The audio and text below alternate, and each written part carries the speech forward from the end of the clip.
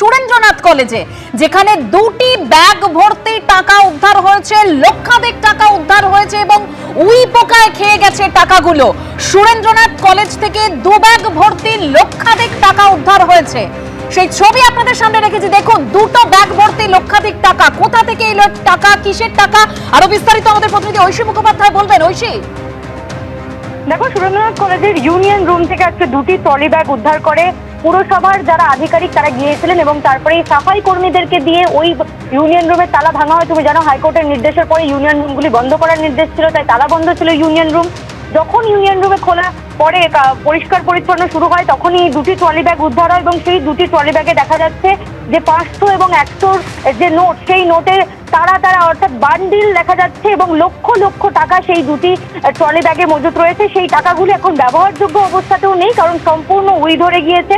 তুমি দেখতে পাচ্ছ দুটি ট্রলি ব্যাগ উদ্ধার হয়েছে, সেই দুটি ট্রলি ব্যাগে লক্ষ লক্ষ টাকা, 500 টাকা এবং তার সঙ্গে 100 টাকার যে নোট, সেই নোটের বান্ডিল, এবং তা অনুমান করা যাচ্ছে দেখেই যে লক্ষাধিক টাকা রয়েছে সেখানে, এবং সেই টাকা ইউনিয়ন রুম থেকে উদ্ধার করা হয়েছে সুরেন্দ্রনাথ কলেজে।